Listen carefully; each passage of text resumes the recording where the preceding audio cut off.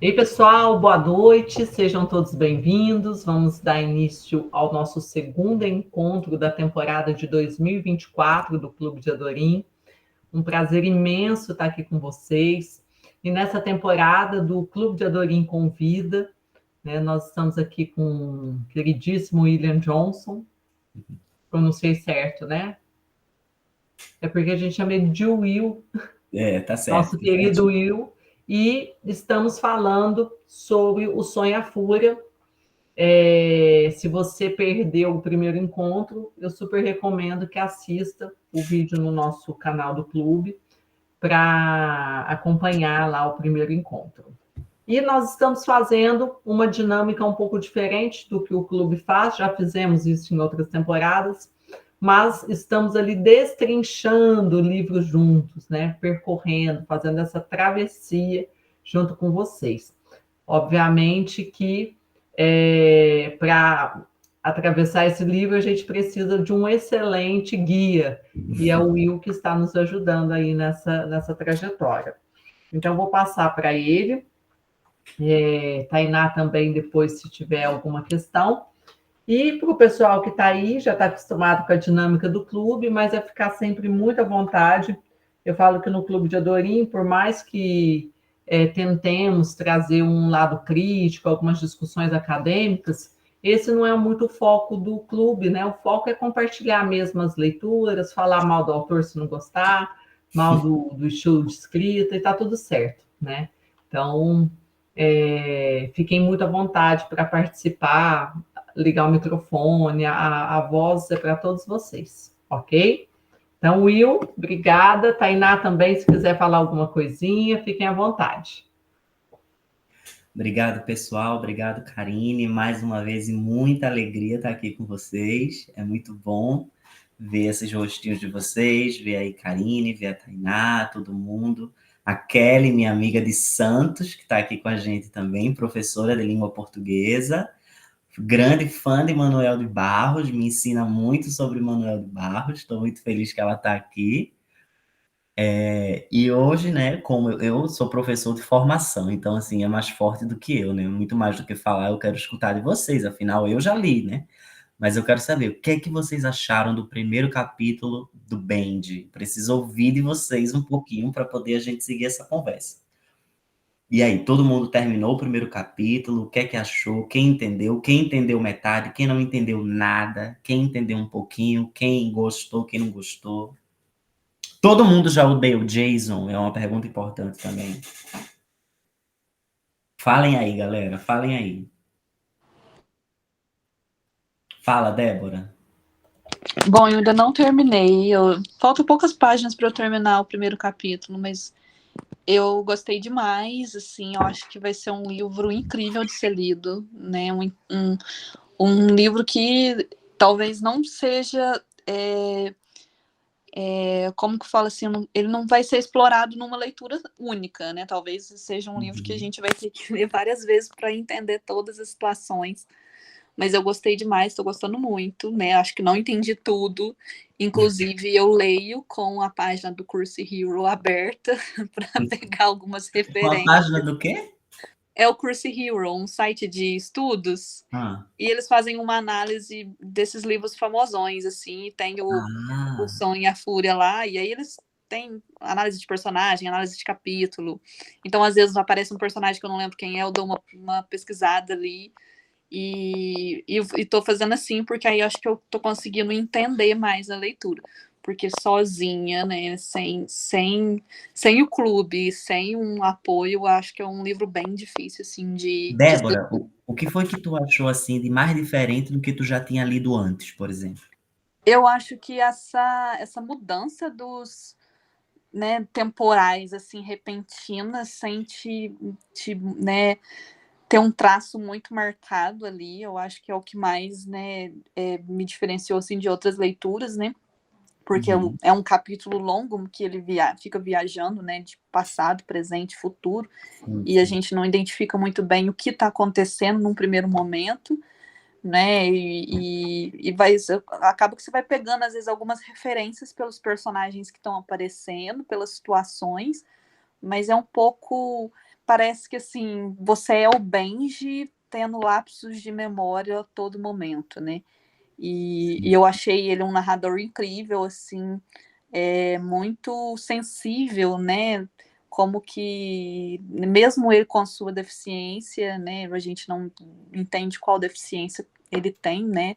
Qual o diagnóstico dele, mas a gente percebe que é uma deficiência mental.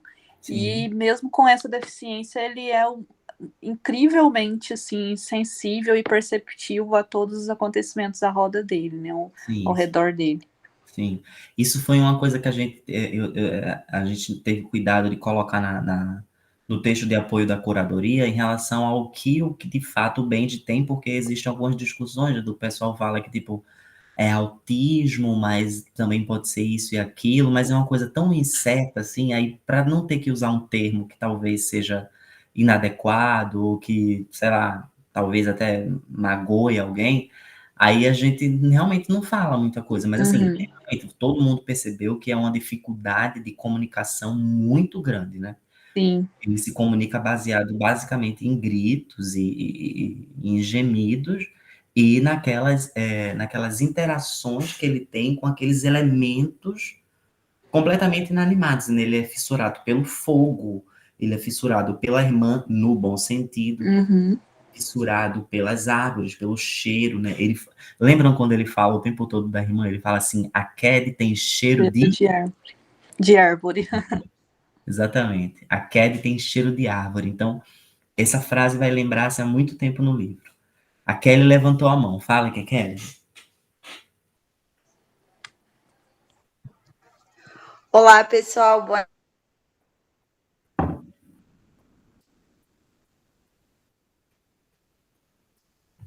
eu entrei, acabei não conseguindo cumprimentar porque eu estava escovando os dentes no capítulo. Eu estava uns 3 dias atrasados na outra semana. No final de semana eu consegui correr atrás do prejuízo, mas essa semana com provas e algumas outras situações acabei estacionando. Então, acho que estão faltando umas 20, 15 páginas para terminar o primeiro capítulo. Mas a gente consegue pegar a essência, né? Concordo também com o que a Débora falou, a maior dificuldade, não é uma dificuldade, né? Mas eu acho que o diferencial e também, ao mesmo tempo, o maior estranhamento são as mudanças temporais que vão tendo, né, ao longo do livro. No início, diferente dela, eu não comecei a ler só com o primeiro encontro, a partir do primeiro encontro que a gente teve aqui do clube, e não peguei nenhum apoio nem nada. E aí eu comecei a ler. Então, no início, eu fiquei meio, peraí, tem alguma coisa estranha. E aí eu fui depois entendendo e compreendendo melhor a dinâmica.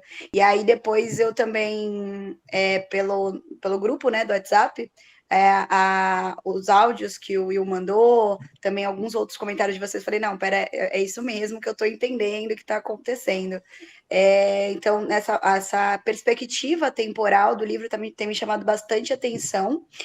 Ao mesmo tempo que a gente fica perdido, né? Pelo menos eu me sinto assim, em muitos momentos eu ainda não consigo me localizar, de certo modo, em várias situações. Também é isso que instiga que a gente continue lendo, porque eu quero entender o que está acontecendo. Peraí, em que momento que isso vai se esclarecer para mim?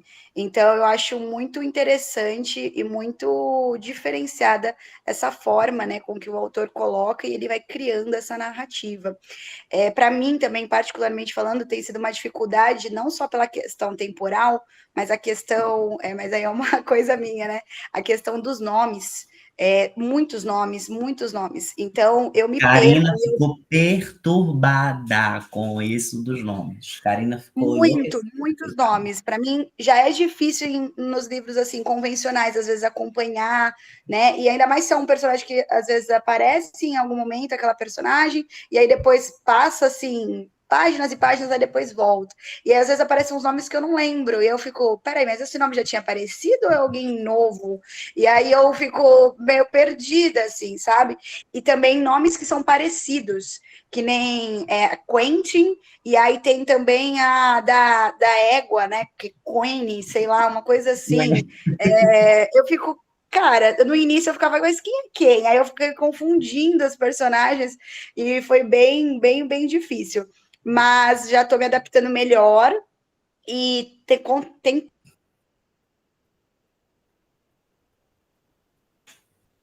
Ai, será que perdemos a Kelly? Travou aqui também. Travou, né? Tá, então eu acho que a gente passa para Camila, e aí quando a Kelly voltar, a gente complementa com ela. Ai, gente, tô parecendo uma doida. Calma. Oi, boa noite. Uhum. Eu vim direto da escola. Eu acho que aconteceu a mesma coisa que a Kelly. Eu tenho um problema de...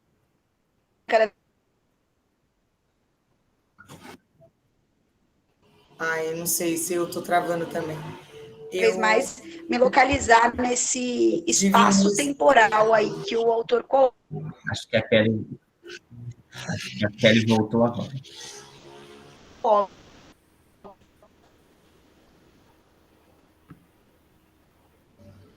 Oi, Kelly. Amiga, que sua conexão tinha parado um pouquinho. Oi, eu percebi, só que eu só percebi depois. Foi. Aí a gente passou para nossa amiga Camila. Aí já a gente fala contigo rapidinho, tá bom? Perfeito. Beijo.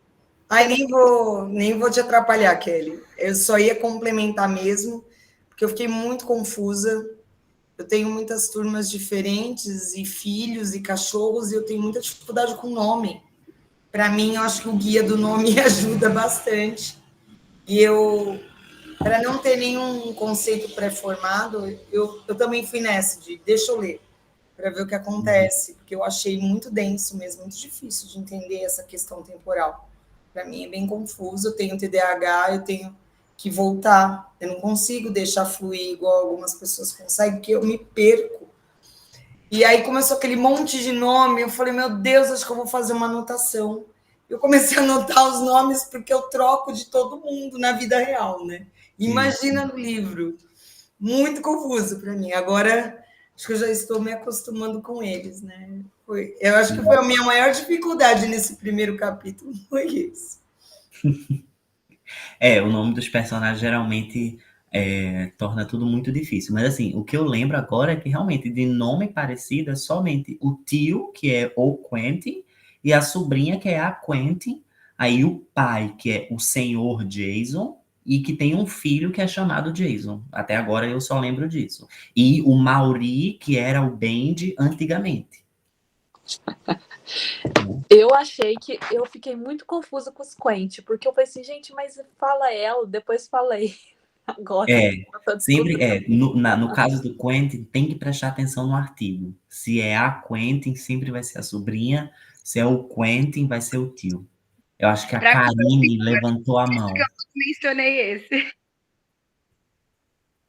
Oi, Karine. Olá. Então, eu tô entrando um pouco, me sentindo agora mais ainda de paraquedas, porque assim, eu fui ler com sinceridade, sempre quis ler, quando já ouvi falar sobre o William Faulkner, mas não conhecia nenhuma obra dele, fui ler na cara e na coragem, e não tinha ideia do que se tratava o livro, assim. Então, me senti completamente perdida no começo da história, até perceber, e aí eu fui realmente dar uma busca para poder entender aquele tipo de narrativa. Me chamou muita atenção, eu não li o primeiro capítulo todo, não consegui, hoje eu teria que ter lido o primeiro capítulo todo, né? Eu não consegui ler ele todo. Mas me chamou muita atenção um detalhe do... Bendy? Bendy. Bendy, que o fato de darem para ele no comecinho a flor de estramônio, né, de ser a datura, e aquilo me fez pensar muito na forma como ele estava narrando tudo. Sabe, assim, por mais que ele tenha, ficava claro pela forma como as pessoas estavam tratando ele, que ele tinha alguma questão, é como se fosse um personagem igual... Eu vou me perder demais aqui.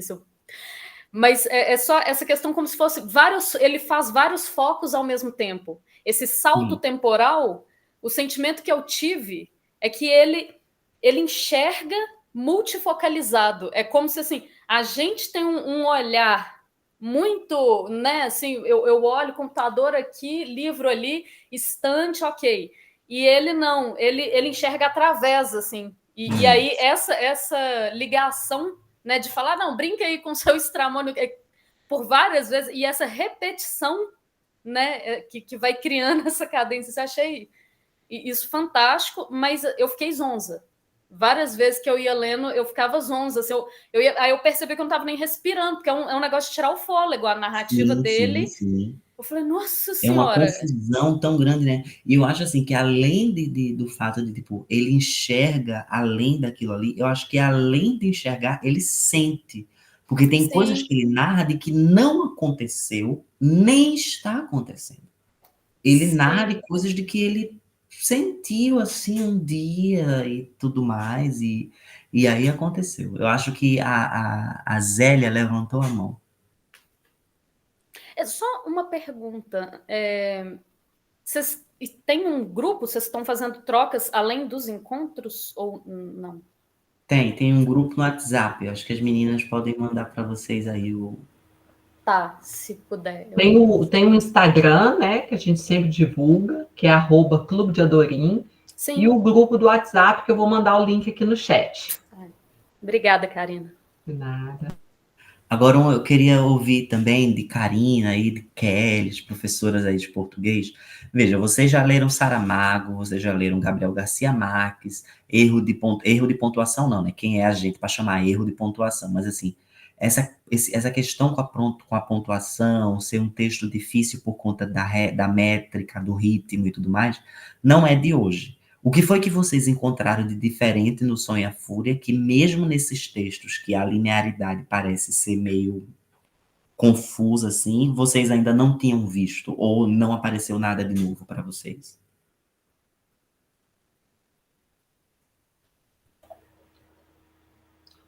Então, eu não consigo me recordar, eu acho que essa mudança temporal mesmo, que o pessoal comentou aqui, né, na narrativa, que foi uma coisa que eu me perdi muito, assim, depois que você explicou, né? Presta atenção em quem está cuidando dele, que isso quer dizer se é passado, presente ou futuro. Então, essa mudança brusca, temporal, dentro de uma narrativa que já é complexa, eu não lembrava de ter visto, né? Porque às vezes no fluxo de consciência você tem muito isso, mas de sentimentos, de coisas ali que o personagem está sentindo. Agora, de texto que é um descritivo, ele está descrevendo as cenas, né? Sim. E isso eu achei fantástico, porque é caótico, e você entra nesse olhar, me parece uma visão de câmera, sabe? Aquela narrativa que parece que você está atrás da câmera, ali, vendo a cena. Sim. Isso eu nunca tinha visto. No apoio que a gente tem nessa edição do Som e a Fúria que a gente está lendo, no texto do Sartre, fala exatamente isso, de que essa estranheza que a gente sente, que a gente julga por ser falta de temporalidade, na verdade não é falta de temporalidade, é falta de cronologia. Porque quando a gente pensa que a gente termina de ler o capítulo, a gente tem a ideia de quem é o Bendy com 33 anos.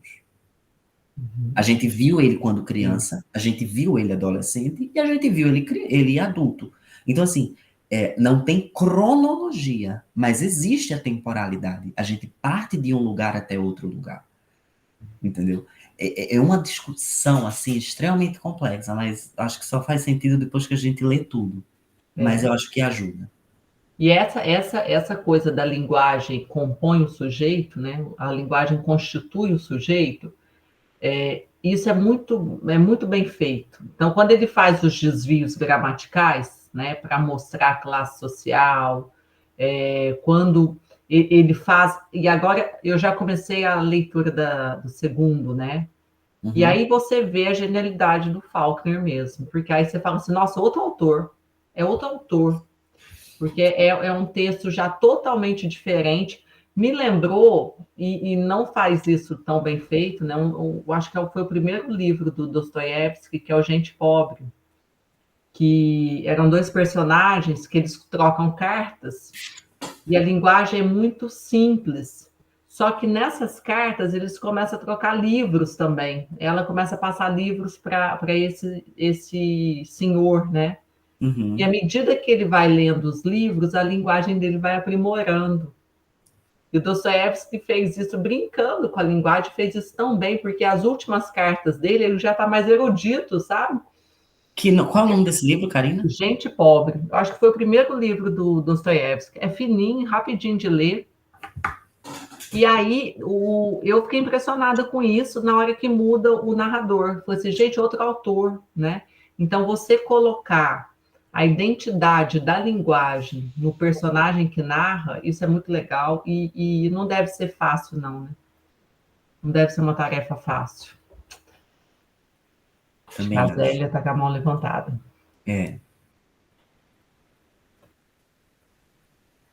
Então, gente, assim, né? Achei bom porque realmente o livro não é um fluxo de consciência. Ponto, eu detesto.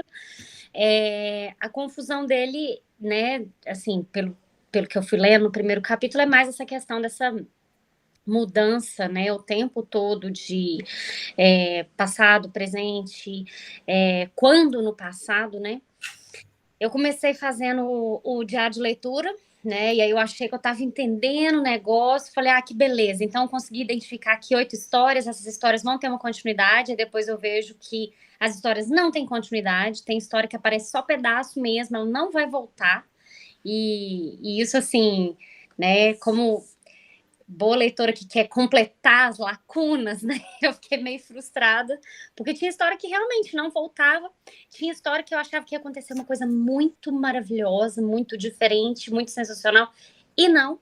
E eu acho que isso é interessante também, porque reflete a personalidade do Bendy, né? E o problema cognitivo que ele tem e tal, porque assim, tem coisas que a gente fica achando, não, vai acontecer alguma coisa aqui. Por exemplo, uma das histórias, que eu acho que é uma das que tem mais segmento, que é aqui, parece que a avó tá doente, a avó tá morrendo, tem alguém doente ali, né? Então, e eles, assim, a Cad quer subir na árvore para ver o que está acontecendo, porque o pai não deixou eles entrarem. E essa história vai para um beco sem saída, né? Uhum. Então, a gente fica esperando, né? Nessa. E eu, justamente, Karina, eu ainda fico pensando, quem sabe se isso será retomado com os outros narradores, né? Às vezes ainda tem alguma surpresa por aí, às vezes tem essa importância mesmo. Tem aquelas histórias que a gente fica, né? Quem tá casando? Né, que eu fiquei pensando, acho que é a Kerry, porque ele falou que vê ela de véu, mas é um narrador muito pouco confiável, né? O problema do Bendy é isso, a gente não sabe como as coisas são muito fragmentadas, né? E como ele tem essa questão de ter 33 anos, mas ter uma mentalidade de 3 anos, é um narrador muito pouco confiável. A gente não sabe se para onde ele está levando a gente é o que está acontecendo na realidade. Né? Então, eu também estou nessa esperança de preencher algumas lacunas nos próximos capítulos aí. E lá no final que eu fui ver, que para mim foi uma das principais revelações, que ele era Mauri e depois ele virou Bendy. Porque tinha horas que eu falava, gente, mas Mauri não é o tio? Então, ele era o tio e estão chamando ele de Mauri? Enfim, no final das contas, né, eu não consegui muito dar seguimento ao meu por isso, porque eu achei que eu ia ficar voltando nas histórias e aí realmente tem história que aparece e some do mesmo jeito. Uhum. Mas agora eu já tô com a ideia de colocar só tópicos de coisas que, né, que a gente vai descobrindo ao longo da leitura e nessa esperança de de preencher essas enormes lacunas que estão sendo deixadas aí, né? Mas assim, tá sendo um desafio, né? Tá sendo bem interessante, eu acho. Foi muito bom ficar sabendo dessa questão desses saltos temporais. Eu acho que se a gente não tivesse sabendo disso, né, se eu não tivesse falado eu no primeiro encontro, talvez a gente ficaria muito mais perdido, né?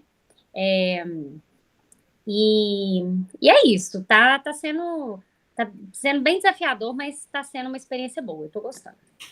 Zélia, você que não gostava de fluxo de consciência, o que foi que fez com que tu conseguisse gostar de ler o Sonho e a Fúria? Então, porque não é um fluxo de consciência. Então, mas é porque fluxo de consciência e diálogo interior é muito semelhante. O que é que tu viu de diferente?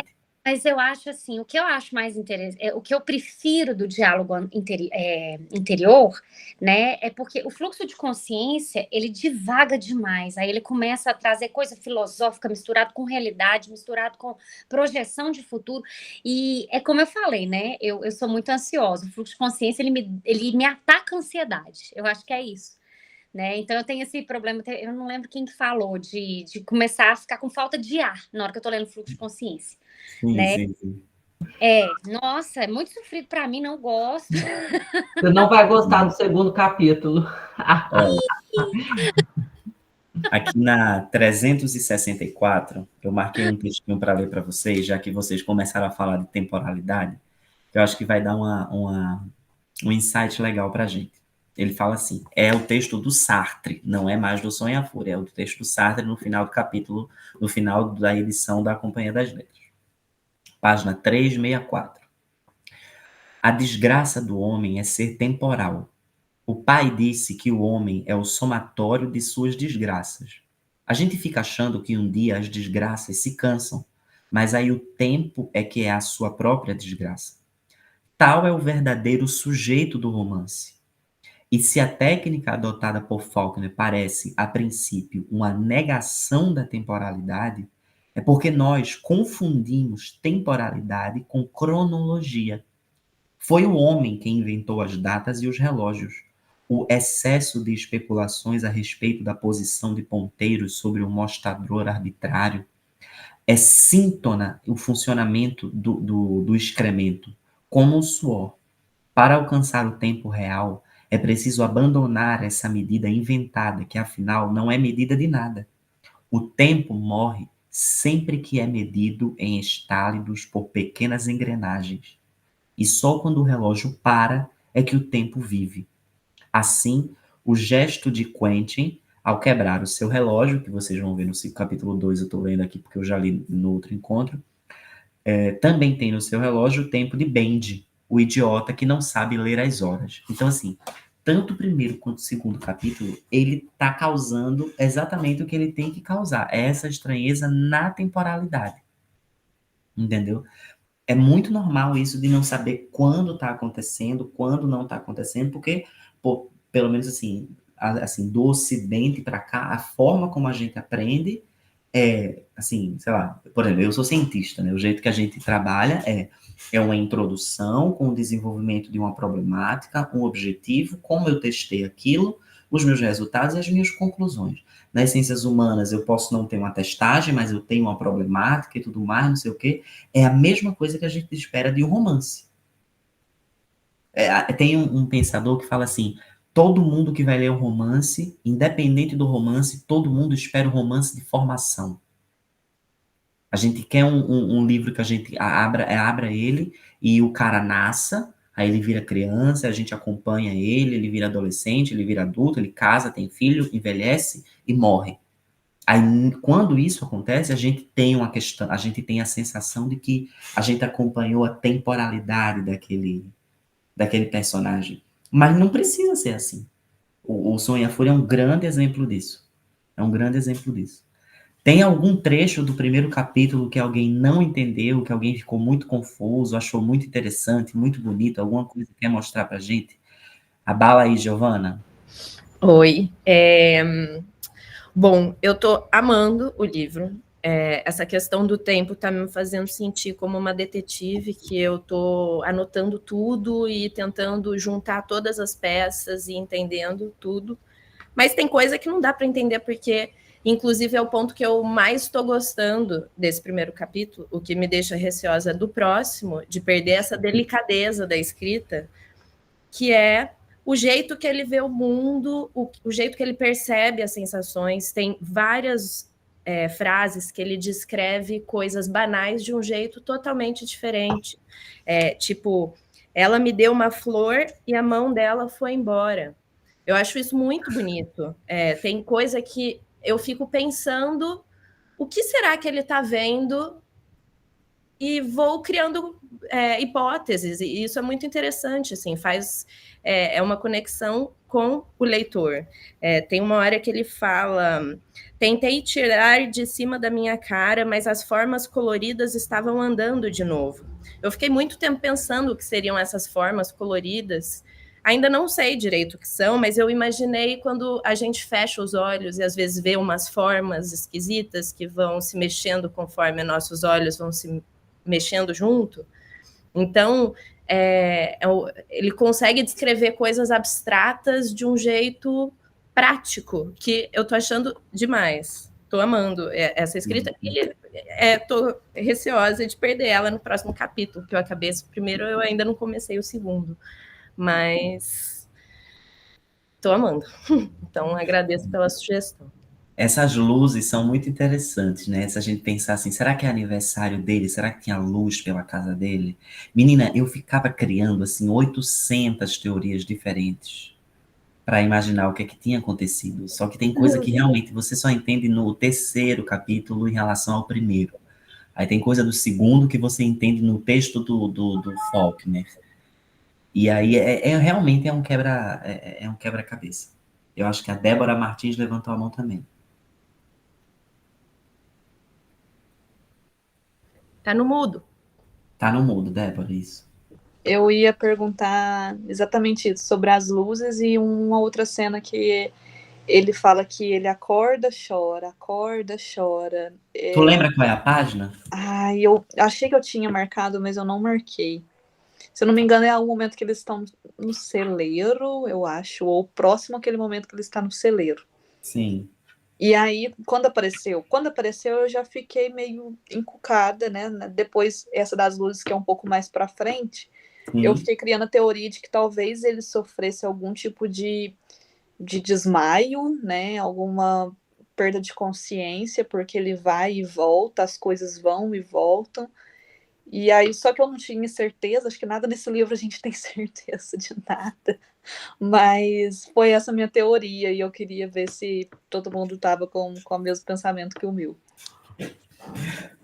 Por falar em teoria, o que mais tem em relação a esse primeiro capítulo é teoria no sentido de forma de filosofia, como que era pensada no final do século XIX, ali nos Estados Unidos, né? Tem uma parte que na página 47, que no terceiro parágrafo, ele fala assim: claro, disse o pai, os problemas de saúde são as principais causas de todas as formas de vida, criadas pela doença dentro da putrefação rumo à decadência. Ou seja, isso parte, quando a gente para pensar, naquela ideia de quando, no século XIX, a ciência se uniu muito à política e acabava trazendo algumas ideias, como, por exemplo, o darwinismo social, onde se acreditava que alguém era inerentemente melhor do que outra pessoa, onde se achava que, não, tudo bem, um negro está numa fazenda levando chicotada trabalhando, ele tem mais força do que um branco. A ciência alimentou muito esse produto. E isso a gente vê no discurso do pai, no caso da família do como é o nome do sobrenome deles? Compson, dos Compson. A gente vê tudo isso, porque é exatamente isso. É uma família que entrou em ascensão e depois ela desceu. Ela desceu tanto que em algum momento elas tinham que atribuir aquela culpa a algum lugar. Acho que mais pessoas levantaram a mão, a Richelle e Kelly também. Eu estava no outro encontro, eu comentei que eu estava com medo, né, de me perder muito, né, lendo, tal, que era a primeira vez que eu ia ler algum conteúdo desse tipo. Mas eu achei que eu consegui associar bem as coisas, né? Depois que eu vi a lista de personagens, até mandei no grupo, né, um resuminho, eu comecei a associar até um pouco melhor os acontecimentos. O que eu reparei é que o Benji vê alguma coisa e aí ele lembra de outra. E aí esse lembrar é que dá esse salto nos tempos. E Sim. eu fiquei com algumas teorias, assim, né? Não sei se realmente é isso. Mas na infância deles, eu acho que não é a avó deles que morreu. Eu acho que foi o Mauri. Porque ali ele ainda era chamado de Mauri. E depois disso ele passa a ser chamado de Benji. Eu acho que é depois que o Mauri morre, não tenho certeza disso. Depois eu achei Olha, eu interessante. sei que Pode falar. corre pela boca miúda que quando a mãe dele percebeu que ele era doente, foi que esse nome foi mudado. Pode Porque ser a também. mãe dele acreditava que esse nome foi que deu uma maldição para ele de ser deficiente e tudo mais. Eu não sei se vocês perceberam, a mãe dele é insuportável. Ela é uma mãe extremamente narcisista, ela acha que o mundo gira em torno dela, ela acha que ela é assim, a Gal Costa. Ela é insuportável. Então, assim, muitos desses problemas vêm disso mesmo. Até pela própria falta de pela própria falta de descuido que ela tem com o Benji, por exemplo. Entendeu? Como ela é muito próxima ao Jason, mesmo sabendo que Jason odeia todo mundo, detesta todo mundo e todo mundo odeia o Jason, mas ela é Deus no céu e Jason na terra, né? Inclusive, eu queria saber de vocês se vocês perceberam a cena no qual o Benji, ele é embebedado. Eu percebi. A gasosa, né? Eu achei muito divertido também. Uma coisa que eu achei muito divertido foi essa parte das falas das crianças. Eu achei fantástico. Né? Que ele Nessa fala. época, eles ainda não eram crianças, eles já eram adultos já. Ah, já era adulto. Então meio que teve uma confusão ali na família, porque ele assustou a galera lá no meio da festa de casamento da Quentin, festa essa de casamento que foi realizada sob muita pressão, né? Porque todo mundo via a Quentin como a pistoleira, a bandoleira. Aqui não ia dar nada de certo, né? Porque ela casou com um cara, depois terminou com um cara, mas engravidou do cara, depois ela, mais pra frente vocês vão ver o que ela vai fazer, mas ela tem uma vida assim, ela é uma loba criada pela Alcione. Ela gosta de viver, digamos assim. Então ela é livre. Então era um cenário de muita instabilidade no meio da família, porque ela estava casando, e aí eles embebedaram o Benji quando o Benji já era adulto. Eu achei isso, assim, uma violência muito grande. Inclusive tem uma cena, que eu acho que é no primeiro capítulo também, onde eles castram o Benji. E aí eu fui procurar saber sobre isso, e durante todo o século XVIII e uma grande parte do século XIX, era muito comum que existia esse método de castração para pessoas que ele diz que se sente coruja na cabeça. Foi isso que eu achei mais engraçado. Não Que ele lembro falar dessa parte. Não lembro é que dessa ele parte. é o Alguém efeito da fala aí. cerveja, né? Ele comenta, parece que tem uma coruja dentro da gente. Mas não Isso. foi o Benji, não. Foi, se eu não me engano, foi o escravo, né, que cuida dele, que comenta isso. E que deu para ele, né? Foi ele que deu para ele, pro Benji. Isso. Né? Então, aí eu fui procurar saber, e realmente no final, durante o século XVIII e no começo do século XIX, ali até o final, se bem que isso, dependendo do lugar, isso postergava por muito mais tempo, e principalmente se a gente pensar que a gente estava depois da Guerra de Secessão. Então, tinha realmente esse tratamento de castrar pessoas que tinham algum tipo de debilidade neurológica, algum tipo. Eu fiquei, assim, apavorado com isso, porque era uma coisa realmente muito comum. Quando eu li, eu fiquei apavorado. Eu disse, não é possível que isso aqui é realismo mágico, isso aqui. Mas eu fui olhar e não, e infelizmente é verdade. Isso acontecia muito. Isso aqui no Brasil, por exemplo, é muito bem relatado. Não esses detalhes, assim, mas é muito bem relatado como que acontecia esse tipo de tratamento com essas pessoas que nos Estados Unidos eram chamados de meramente loucos, mas aqui no Brasil, a obra de Lina Barreto fala muito sobre isso, que eram os alienados, né? Ali na Ilha do Governador, não sei se tem alguém aqui do Rio de Janeiro, mas ali na Ilha do Governador era um grande asilo no qual as pessoas iam ser tratadas de uma doença que não era diagnosticada e elas recebiam tratamentos inadequados e tudo mais. E a gente não precisa falar a cor de todas essas pessoas que eram enfurnadas ali naquela situação. Então era meio que mais uma forma de manipular o racismo dentro dessas instituições, assim, né? Tanto aqui no Brasil quanto nos próprios Estados Unidos. Tanto que pela fala de alguns dos capítulos, no capítulo do Jason, a gente vai ver muito isso. Mas no capítulo do Quentin, do Benji, a gente já vê isso, né? De pessoas que, assim, que tratam as outras como se as outras fossem daquele jeito para sempre. Entendeu? Tipo, sei lá, Por exemplo, Karina hoje é professora, aí vai daqui a 10 anos, Karina vira reitora da universidade. Karina vai ser reitora. Karina não é reitora, Karina é professora e sempre vai ser professora. Então, eles têm essa visão com os próprios seres humanos, entendeu? Isso tem, durante o capítulo 2, eu vou trazer uma obra pintada por um artista argentino, para a gente entender um pouquinho sobre isso, desse darwinismo social, e como que isso fazia as pessoas enxergarem umas outras como algo imutável. Não, aqui é mulher, aqui é isso, é família, cozinha e tudo mais, aqui é homem, é sustento, é proteção, é dinheiro, é tudo mais. Tipo, porque esse momento existiu. Em algum momento, em alguns momentos da humanidade, esse momento existiu. Então, a própria narrativa do Bendy, ele fala pra gente desses momentos de ruptura, se não de uma coisa muito grande, como esses exemplos que eu falei, mas de coisas na própria narrativa dele. Quando ele percebe que ele não pode entrar no fogo, quando ele percebe que a mãe dele não é o fogo, quando ele percebe que os irmãos dele são violentos com ele. Tem uma parte no primeiro capítulo que está todo mundo tomando banho. Lembram dessa parte? Todo mundo no rio? A Candace, a Caddy, ela sobe na árvore e a roupa dela de baixo tá suja.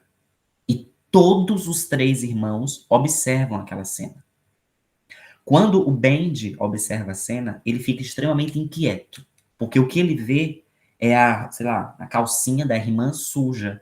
Então, o que é que ele observa? Ele observa a lama, a sujeira, o que está errado, e aquilo incomoda ele.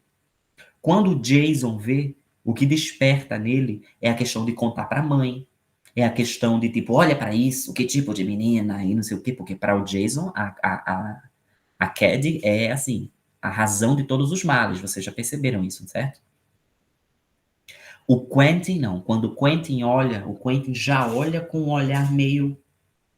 Então, aquela cena é muito importante. Aquela cena meio que dá um spoiler pra gente de quem é quem. De quem é quem. Porque a gente já percebeu que quem gosta do Bendy ali é a Dilsey e a Caddy. Os netos da Dilsey trabalham para o Quentin. Ninguém gosta do Quentin. Entendeu? Então, é uma situação muito, muito violenta, assim, muito violenta.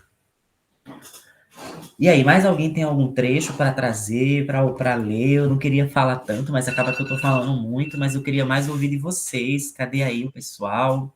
Rafael tem uma voz boa para leitura. Quiser ler aí, Rafael, um trecho que ele marcou. Fala aí, Kelly. Pessoal, só um recadinho rapidinho. Tá no chat a lista de presença, tá? E o acesso ao grupo do WhatsApp. E quem é novato, a gente falou no comecinho, mas algumas pessoas foram chegando depois, quem é novato, no finalzinho a gente explica depois como que é a dinâmica do clube e tudo mais. Show?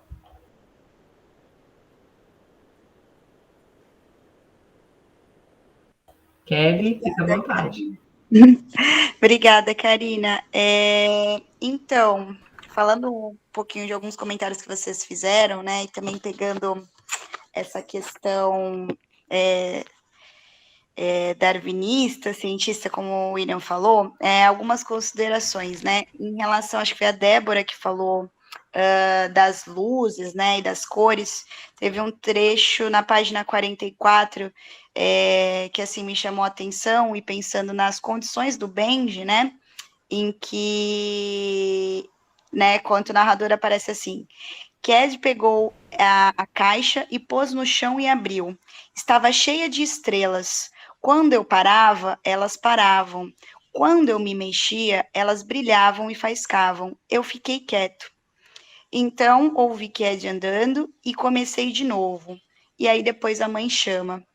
Então, isso para mim mostra, assim como em outros momentos, né, desse primeiro capítulo que é narrado pelo Bendy, a questão dessa, vou colocar dessa forma, né, que eu acho que vocês conseguem compreender, dessa deficiência dele, né, que a gente não sabe, né, exatamente o que é, que ele não tem algumas percepções corporais também, né, em relação a si próprio, porque para mim aqui soa, não sei se realmente eram estrelas que eles estavam mexendo, ou se é dentro da perspectiva, né, da visão dele, mas que enquanto ele mexe, ela se mexe, uma vez que ele está mexendo e manipulando as estrelas, e quando ele para, né, elas também param, então elas brilham e faíscam, e ele não consegue ter essa percepção, às vezes, né, muito essa autonomia. E em alguns outros momentos também, no primeiro capítulo, a gente percebe isso, tanto é que ele fica o tempo todo sobre o cuidado de alguém, né? Então, ele não tem essa autonomia enquanto indivíduo, digamos dessa forma. Aí também, eu acho que é um pouco depois, né, que tem a situação, que na 47, né, eu acho que o William leu, da fala do pai, né, em relação às questões físicas, né, da família, e também tem um momento da conversa, né, dos empregados, em que eles falam sobre a questão do azar, de ser azarado também. Então, essa mostra uma perspectiva muito antiga, né, em que a gente tem essa questão das deficiências como uma anomalia, né, eu vejo nessa perspectiva. E aí, por exemplo, entra a questão que o William estava falando, né, da castração. Então, porque vamos evitar que essas pessoas se reproduzam, né? Esse era o pensamento. Então, a gente também percebe bastante, né, esse outro pensamento, né, um pensamento bem retórico, né, em relação ao que a gente tem hoje em dia. Também queria comentar na página 51, que é um pouco mais adiante, que me chamou a atenção, na verdade eu fiquei bastante incomodada, né, que o Benji ele é muito grudado na irmã, né, e aí surge, pelo menos para mim, surge, porque como eu falei dos problemas com os nomes, né, surge o Charlie, que eu ainda não consegui identificar muito bem, assim, se é algum dos outros personagens. E aí ela encontra com esse Charlie e o Charlie fica muito incomodado com a presença do Benji, que é que manda ele embora. E ele quer ficar só com a Cad ali. E a Cad começa a ficar, a gente percebe uma tensão ali, né? E ele é bastante repressivo, né? Com ela e com o Benji ali. E aí depois o Benji não vai ficar quieto, e aí ela sai correndo com o Benji, e ela fala que ela não vai voltar, e a gente percebe que ela estava muito apreensiva, né, e muito nervosa. Então essa foi uma parte que eu fiquei um pouco assim, bem desconfortável, né, com essa situação. E acho que é isso, só que eu queria comentar um pouquinho. E tem uma cena, só para não perder essa do Charlie, né? Que ele fala do Benji, lembra? Que ele fala assim, mas cadê o preto dele? Por que deixa ele andar solto por aí? Como se ele fosse bicho, né? É muito impactante essa fala dele. Gente, o Charlie, ele é o Benji também. Que ele tinha um outro nome também. Então, Charlie, Benji, Benjamin, o Maury, lá no começo, todo mundo é o Benji. Mentira! Mas e esse diálogo? Ele mesmo? Mas ele... Muitas vezes isso vai acontecer. O Charlie e o Benji são a mesma pessoa. Só o que fora do núcleo aparece é o tio Maury, que é irmão da mãe da galera. É isso que eu ia falar, porque no início eu falei, mas não é possível que o Maury era uma pessoa só, porque eu tinha entendido isso, que tinha o tio, né, que pede para levar cartas para a senhora Patterson lá, que eu fiquei pensando, que cartas são essas? Será que eles eram amantes? Enfim. Mas eu fiquei confusa com esse negócio do Charlie também, porque assim, eu posso ter entendido errado, mas ele lembra do Charlie, tem aquele diálogo, e ele lembra da Quentin no balanço com o namorado. E depois, nesse incômodo que a Cad sente, que ela sai com ele lá para dentro, para levar ele para dentro da casa, ela lava a boca com sabão. Então, associando uma coisa a outra, eu achei que fosse um casamento arranjado com esse Charlie. Eu pensei que fosse um romance que ela estava tendo, por isso que ele fique tão incomodado assim com a presença do Benji, que ele queria ficar sozinho com ela. E ela usa ele de pretexto, não, eu tenho que levar ele para dentro. E ela fala depois, eu não vou voltar nunca mais, porque ela não queria aquilo. E aí eu já associei, falei assim, bom, já que ela casa depois, e já que a família estava nessa decadência, às vezes foi um casamento arranjado na tentativa de salvar a família. E como ele também sentiu tanta repulsa pelo Benji, né, nessa cena, pelo que eu entendi, né, depois fala que a Cad abandonou o Benji, que ela não voltou mais. Por isso que quando adulto ele tem essa esperança de encontrar com ela indo sempre lá no portão, né, vendo as crianças voltando da escola, porque ele acha que ela vai aparecer lá no portão se ele ficar lá esperando por ela. Sim, Só que sim. por ela ter casado. Então, assim, foi isso que eu entendi desse Charlie, né? Agora eu fiquei perdida também. Isso fica mais esclarecido no segundo capítulo. Tem também uma questão, você, Richelle, falou sobre uma questão de algum boyzinho da Cad, e tem a ver também, acho que passam-se 3 ou 4 caras com a Cad. Né? Tem o pai da menina, da Quentin, tem o cara com que ela vai embora, não vou dizer como, mas ela vai embora com o cara também, mas tem muita gente assim. Mas isso dos nomes do Quentin, isso não importa muito mais não, eu acho que vocês pegaram a estrutura da família, essa questão da temporalidade, como eu esperei, como eu imaginei, é o que mais pegou vocês. Então, assim, continua nessa questão da temporalidade, porque no segundo capítulo agora a gente entra numa coisa muito mais diferente. Enquanto que no primeiro a gente ora tá no passado, ora tá no passado, realmente no passado, ora tá no presente, ora tá no futuro, só que tudo misturado. Agora a gente vai estar fugindo de um para outro. A gente não quer estar no passado, não quer estar no futuro, não quer estar no presente. Essa é a mente do narrador do capítulo 2. Ele está fugindo do passado porque isso amedronta ele. Ele está fugindo do presente porque isso envergonha ele. E está fugindo do futuro porque ele não quer essa pressão. Você falou, Richelle, da menina ter feito um casamento arranjado para tentar salvar a família. Eu acho que a partir do primeiro capítulo, isso aí eu já posso falar. De verdade, a última coisa que a Cad faria na vida dela seria fazer alguma coisa para tentar salvar aquela família. Ela realmente não se importa com aquilo. Ela quer viver a vida dela e é isso. Ela quer ir embora dali. Entendeu? As únicas pessoas que se importam com a família em termos de estrutura daquela família ali não faz parte da família. Que você vai saber quem é já já. Fala, Karine. É só porque no meio disso tudo me lembrou de uma pergunta de 30 minutos atrás, mas enfim. A relação com outras obras que você tinha até falado, e porque me lembrou muito essa narrativa, pelo menos eu li só o primeiro capítulo, não comecei o segundo ainda, né? Sim. Então, essa narrativa me lembrou muito, me remeteu, apesar de que eu li há muito tempo atrás, Deus da Chuva e da Morte, do George Maltner, mas, ao mesmo tempo, essa inocência do narrador, aí lembram um tanto 100 Anos de Solidão. Lembra.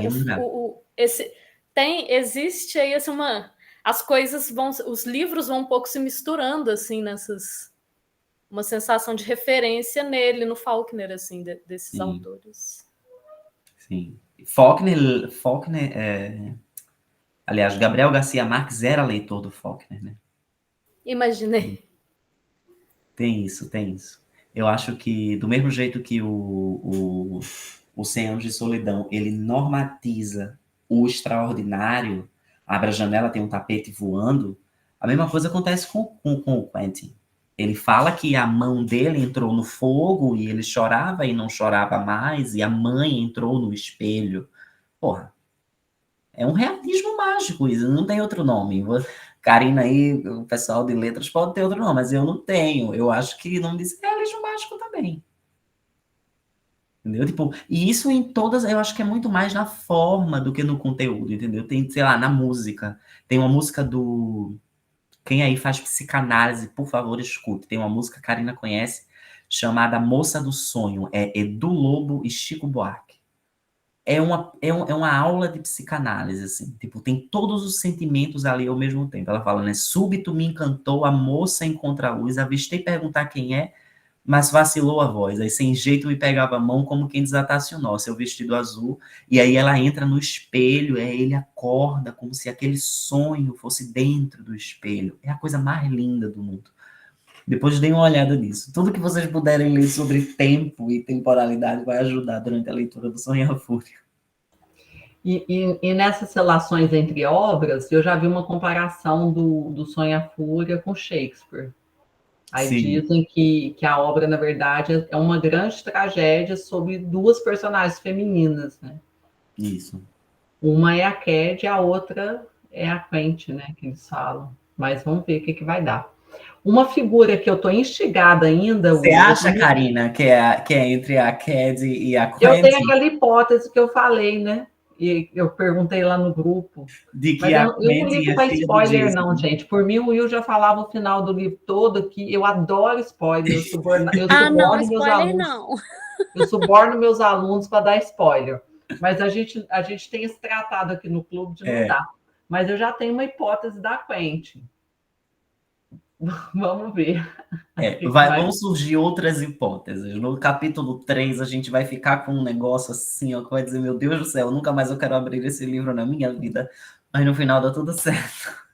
Gente, agora uma figura que eu ainda não entendi muito o papel, mas eu estou instigada, é a figura do pai. Né? O pai aparece pouco no primeiro, mais ali atendendo aos pedidos da mãe, né? Depois ele volta no segundo. Mas eu estou curiosa com essa figura do pai que vai desenrolar. O pai, ele é aquele cara extremamente frustrado. O pai da família, ele que se chama Jason também, ele joga sobre o Quentin, que é o filho mais velho, toda a responsabilidade de restabelecer a família depois da queda, depois da Guerra de Secessão. Então, Quentin nasceu, ele é o mais velho, né? Então ele deve ter nascido ali em 1880 e um pouquinho, e isso é o final da Guerra de Secessão. Então o sul e o norte dos Estados Unidos já estava resolvida aquela questão da abolição, mas aí é aquilo, do mesmo jeito que no Brasil os escravizados foram libertos, mas ninguém tinha educação, ninguém tinha acesso à saúde, ninguém tinha acesso à política pública, ninguém tinha acesso a nada. Nos Estados Unidos a mesma coisa. Então criou-se esse montante de pessoas que ainda tinham nessas famílias os escravizados, que é a família Compson. Então, o pai da família Compson, ele joga no Jason toda a responsabilidade de ele ser o que ele não conseguiu ser. Entendeu? Tem um terreno, Karina, da família, que pertence ao Bendy, para ser dele quando o pessoal morrer e tudo mais. E eles vendem esse terreno para pagar o casamento da Cady com o boy dela, que vai ser o pai do filho, e para pagar a faculdade do Quentin em Harvard. Então, o Quentin, ele era essa figura de que vai restaurar a família. Entendeu? Ele vai... exatamente. Não sei se foi sobre essa coisa, mas é tipo isso, é um campo de golfe. Em algum momento, todo mundo cai em algum buraco, porque tem uma dinâmica muito perigosa nas relações, entendeu? Todo mundo espera alguma coisa de alguém. É uma coisa muito cruel, assim, muitas vezes. Oi, Débora.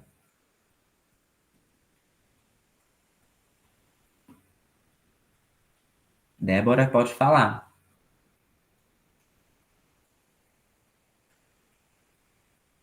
Isso leva a família à ruína. Isso o quê?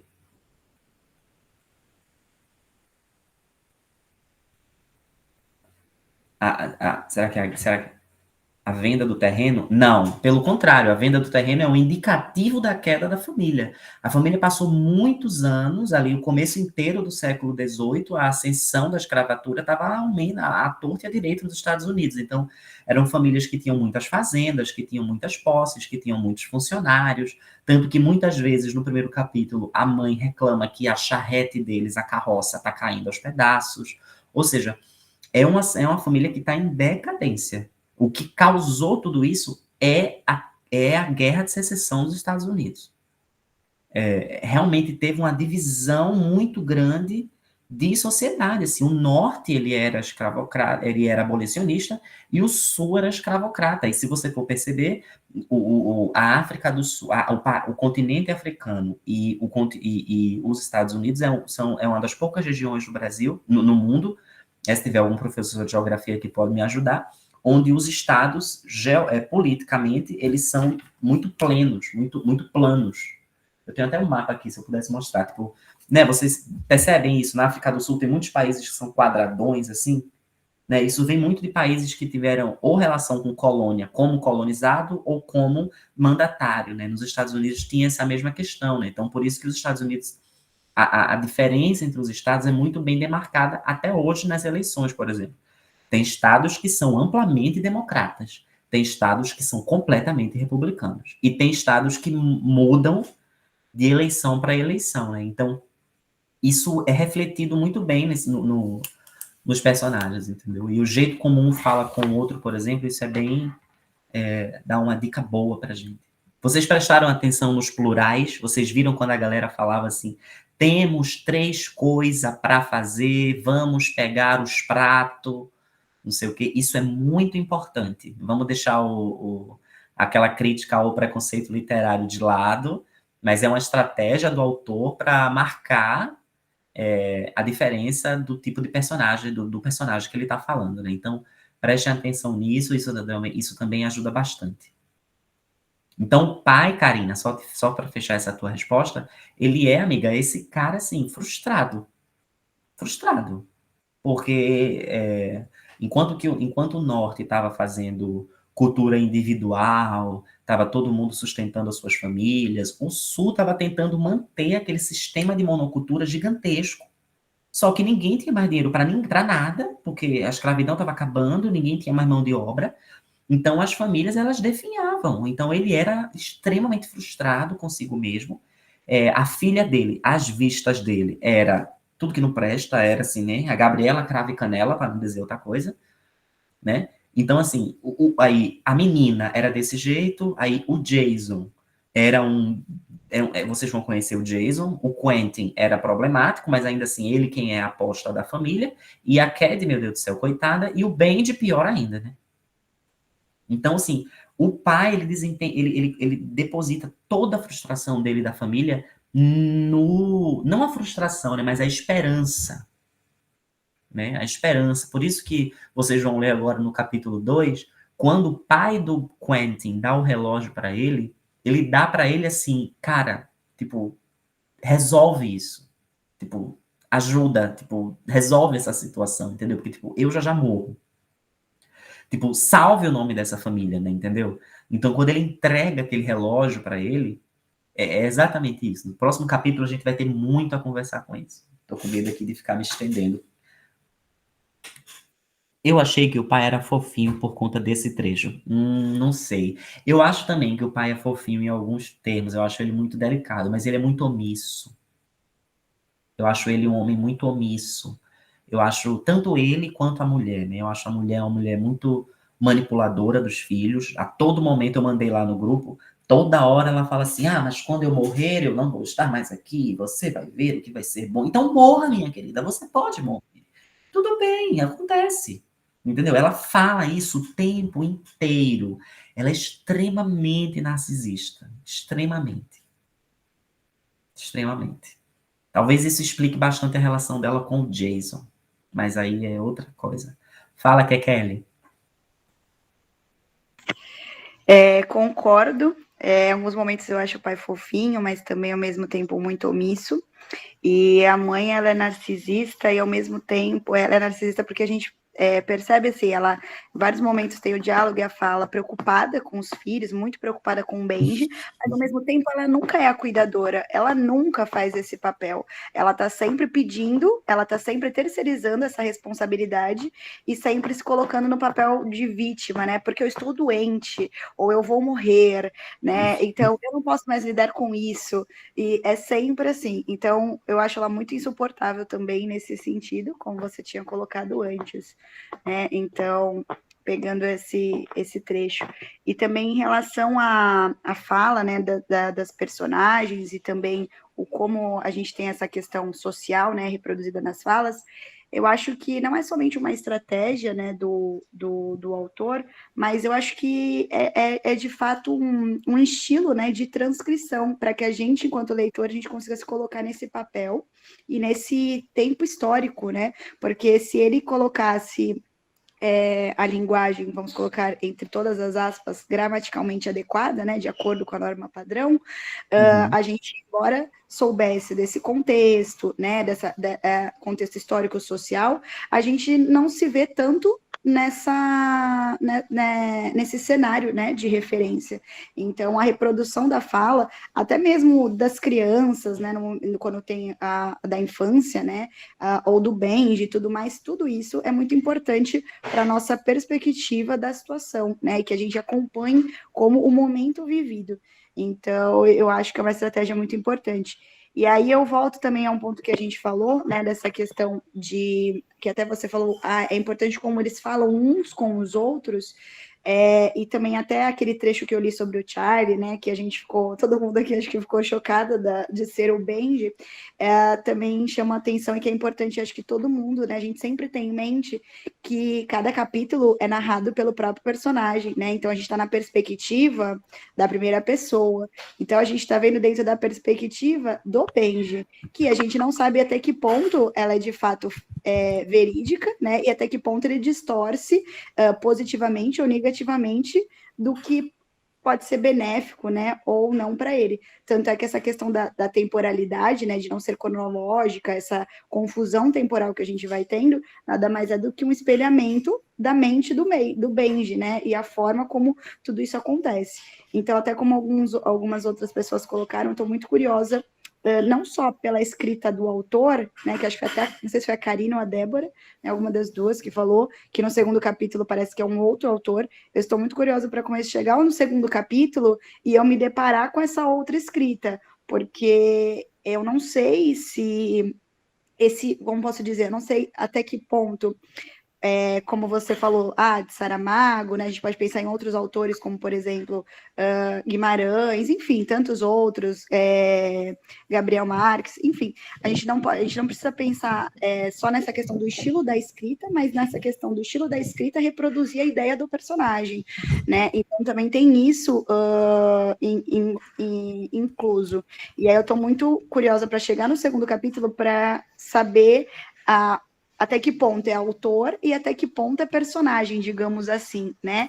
E também, como alguém falou, acho que foi a Richelle, eu também tô curiosa, porque eu não sei se nos outros capítulos a gente vai ter, eu acredito que não, eu acredito que a gente não vai ter a perspectiva, a gente não vai ter os mesmos momentos, né? Só que sob a visão de outro personagem, eu acho que vão ser momentos diferentes e que às vezes pode acontecer um cruzamento entre essas lembranças de cada personagem em particular, mas que não necessariamente vão ser os mesmos momentos, porque eu acho que está muito de acordo com a trajetória de vida, né, a lembrança, o sentimento, né, a importância e a relevância dentro da visão de cada personagem, do sentimento também de cada personagem. Sim. E também, só fazendo um último comentário, eu gosto, o Benji tem uma visão sensível e é muito legal essa narrativa da forma como é colocada para reproduzir a visão do personagem, mas eu confesso que ao mesmo tempo eu também fico às vezes como o Benji ele não consegue, parece que organizar essas ideias, né, e nem o que está acontecendo, e também ele não fala mesmo. Ele quer dizer, ele narra, né, para nós, dentro do que acontece, mas dentro na questão, uma comunicação com os outros personagens, ela não existe. Então, eu também fico, às vezes, um pouco agoniada por essa falta, por causa da condição dele, a falta de expressividade, ele não tem voz. Ele só responde, né? Aliás, ele só obedece, de certa forma, né? Eu, como eu falei, não tem autonomia nenhuma, e o tempo todo ele é comandado, digamos. Então, isso me dá uma certa agonia em vários momentos. Isso que tu falou é muito interessante, porque assim, no segundo capítulo e no terceiro, e também no quarto, né? Tem muitas situações que se repetem. Às vezes algumas coisas mudam, por exemplo, eu lembro agora que vocês ficaram chocados com isso de Charlie ser a mesma pessoa. Por exemplo, tem horas no livro onde Charles a gente entende que é pelo menos eu entendi uma parte também, que o Charles era um irmão do Quentin, da galera lá, era um irmão como o outro, só que o irmão que não participava muito da história, até porque nem todo mundo é filho do mesmo pai. Eu não entendo muito essa história, o Faulkner entrega no final, mas é bem complicado, eu não entendi muito bem, mas tem partes, por exemplo, que esse Charlie é narrado como se fosse um irmão do Bendy, que pelo que parece não é irmão de todo mundo. Então isso entra naquele banco de coisas que a gente vai aí nas releituras, porque... Vai, Karina, salva a gente aí. Não, eu ia falar, eu estou preocupada com você. Você tá na França ou você está na Alemanha agora? Estou na França. Eu acho que no próximo encontro eu estou na Alemanha. Eu estou preocupado com o seu horário, gente. Não, tadinho, eu tô porque ótimo. para ele já tá tarde lá. Eu já dormi. Sempre eu durmo antes do encontro. Ótimo. Mas eu ia falar para você aproveitar o gancho da Kelly e falar um minutinho do próximo, porque eu acho que a fala que você fez para a gente antes de começar o primeiro capítulo ajudou muito, porque eu acho que uma questão também que eu fiquei assim, nossa, eu fiquei viajando nisso, apesar de eu estar bem no começo do segundo, é porque agora a gente tem uma mudança temporal mesmo, né? Você vai para o passado. E pelo que eu vi aqui, depois volta para o futuro, né? São 3 dias narrando, né? 6, 7 e 8 de abril de 28. Só que no segundo capítulo, eu acho que é importante dizer isso, né? Você volta para 1910. Então você volta, né? Não é isso? Sim. A gente tá no passado, aí vai e depois volta. Uhum. Tem isso. Vai e depois volta. Vamos fazer essa marcação no começo do capítulo. O que eu consigo dizer para vocês é que, por exemplo, a gente tem vários exemplos no primeiro capítulo do Bendy, onde a gente tem elementos que nos ajudam a compreender o Bendy, porque o Bendy não se expressa por fala. Então a gente tem que ter alguma coisa que ele se expresse por meio dele. Quais são as coisas pelas quais o Quentin, aliás, o Benjamin, se expressa? Vamos lá. Árvore, que mais? Fogo. Que mais que vocês lembram? O amor, né, pela Cat, né? O amor pela irmã.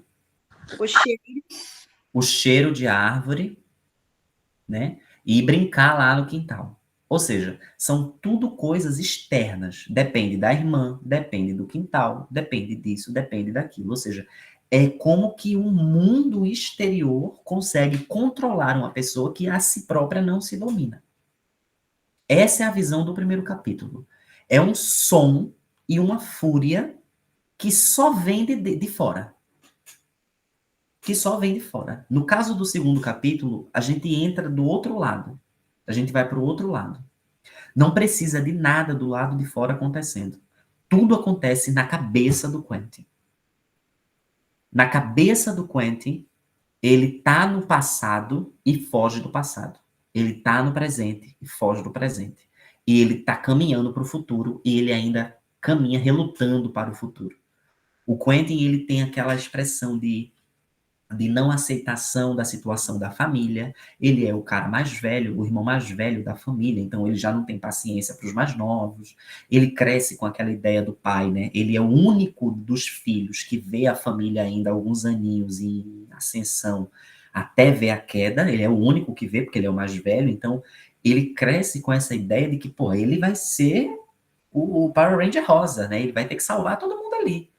Então, eles vendem o terreno para poder comprar, para poder pagar a faculdade dele, para poder pagar o casamento da Quentin. Então, por exemplo, agora eu estou falando para um monte de mulher. Imaginem, uma mulher no século XIX, no sul dos Estados Unidos, uma família vender um terreno para que ela se case com um cara. Vocês percebem que envolve muito mais coisas do que uma pessoa gostar de outra no negócio desse. Entendeu? Então, ninguém se preocupou em deixar nada para o Benji. Ninguém. O terreno era dele. Metade foi para pagar a faculdade do Quentin. E metade foi para pagar o casamento da Cad, que 6 meses depois já deu errado. Entendeu? Então, tudo que a gente pensa sobre como a Cad é tratada, como a gente já percebeu como ela é tratada no primeiro capítulo, isso tudo vai ser muito bem trabalhado no segundo capítulo. Prestem atenção, galera. O segundo capítulo é uma obra-prima. É uma obra-prima. É difícil pro cão, mas é muito interessante. É muito interessante. Quem faz psicanálise vai se sentir assim, ó, em casa. É maravilhoso. Eu acho importante dizer isso, porque eu achei um pouco difícil o primeiro, eu falei, não, o segundo vai voltar explicando. Não... Lembrando que a nossa próxima meta é o capítulo 2 e 3. Nossa. Isso, aí agora vamos trazer a Tainá, então, para falar do nosso cronograma. Eu até coloquei o link aí do Instagram. A gente jogou lá no grupo também, no WhatsApp. Depois, qualquer coisa, amanhã cedo eu jogo lá de novo para a gente relembrar. O cronograma está fixado como mensagem. Então, pessoal, a gente dividiu essa leitura em 4 encontros. A gente teve o primeiro encontro já, que foi um encontro de abertura e contextualização, né, da obra. Esse é o segundo encontro. A gente discutiu aí o primeiro capítulo, né, que seria aí um dos mais difíceis para a gente começar essa aventura. No próximo encontro, que vai ser dia 27 de março, nós vamos discutir o capítulo 2, que é o do Quentin, e o capítulo 3, que é o do Jason, certo? Isso. Tava olhando conferindo na minha colinha aqui. E aí, depois desse encontro do dia 27, a gente lê, então, o último capítulo e os materiais de apoio que o livro oferece. E a gente se reúne, então, no dia 10 de abril para discutir esse último capítulo e a obra toda no geral. Então, provavelmente a gente vai ter algum ajuste de horário para o encontro do dia 27, porque o nosso mediador maravilhoso vai ter mudanças aí. Mas a gente comunica, claro, todo mundo direitinho lá no Instagram e no grupo. Sobre o cronograma de leitura em si, ele também está lá no grupo e no Instagram. E aí a nossa meta começa amanhã. A gente se inicia o capítulo 2 amanhã. E aí a gente segue na mesma leva dessas metas do primeiro capítulo, de 10, uma média de 10 páginas por dia, com os domingos de respiro para a gente recuperar, ou reler, ou fazer pesquisas para entender melhor. E aí, então, a gente lê o capítulo 2 e o capítulo 3. Massa. Combinado, pessoal? E aos novatos, pessoal que está chegando agora, o Clube de Adorim está completando aí 8 anos de existência. É um clube, é isso aí, ó. O Clube de Adorim é isso aí. A gente veio para falar, formar grupos, a gente gosta de bolha, tem a nossa bolha aqui, e todo mundo é bem-vindo. Cada temporada é uma dinâmica diferente, a gente já escolheu obra por nacionalidade, a gente já fez parte, né, do projeto Só Lê Mulheres, já pegamos obras premiadas, Jabuti, Nobel e tudo mais. Inclusive, então, o Sonho e Fúria é Nobel, né? Não sei se nem todo mundo lembra, mas é Nobel. E esse ano é a temporada do Clube de Adorim Convida, que nós estamos convidando aí pessoas maravilhosas como o Will para fazer a condução de leituras. E todo mundo está sendo convidado. Quem quiser ir para o próximo, conduzir o próximo, está convidado aí, que a gente está planejando como que vai ser. É isso. Dúvidas, perguntas, questões? Estamos no WhatsApp, estamos no Instagram também, tá? Então, sejam todos muito bem-vindos sempre. E se quiser chamar um amigo para o próximo encontro, mesmo que não leu a obra, né? Eu acho que o grande presente do Clube de Adorim é quando alguém vem perdidão assim e fala assim: nossa, eu estou vendo vocês falarem do livro, me deu vontade de ler esse livro. Então, acho que é o grande presente nosso. Né? Então, se tiver algum amigo que quer fazer parte também, não tem limite de idade. Às vezes eu coloco meus alunos do ensino médio aqui, e aí depois que eu vou lembrar que tem esse negócio de classificação de faixa etária, né, que eu nunca lembro. Eu indico, depois eu sofro. com os pais. Mas, então, pode convidar algum amigo para conhecer esse projeto e tudo mais. Will, querido, nós vamos tirar foto, Tainá? A gente faz Deixa a eu dar fotinha no só um final. comentário rápido antes de deixar vocês dormirem. Segundo capítulo do Quentin, o tempo é sempre em letra maiúscula. É Beleza? um personagem, então. O tempo é com T, com Tzão. Beleza? Não é Tzinho, é T grande. Obrigado, gente. É maravilhoso demais falar sobre literatura com vocês. Eu fico a ponto de explodir de emoção. Cá, você consegue tirar a foto por aí? Eu acho que, deixa eu ver. Acho que sim. Eu juro que eu não vou tentar não perder. Peraí. Pessoal, quem quiser aí abrir a câmera para aparecer na fotinha e pegar o seu livrinho. Fica à vontade, né? Gente, eu tô com vergonha, porque agora que eu sou mãe, não vai aparecer. Deixa eu colocar assim. Eu tive que tampar o quarto, que é a bagunça que tá em cima da cama. Vamos lá. 1, 2, 3 e. Opa, opa, opa. Opa, opa, opa. Postando lá no grupo agora. Cadê você? Já foi? Já foi? Ah, tá. Já foi. Vê aí. Deu certo? Foi? Queridos, beijo grande, então. Boa noite a todos. Obrigada pela presença. Will, I love you so much. Nunca te vi, sempre te amei. Exatamente. Beijo, gente. Beijo, gente. Boa noite. Beijo. Boa noite. Boa noite, gente. Boa noite.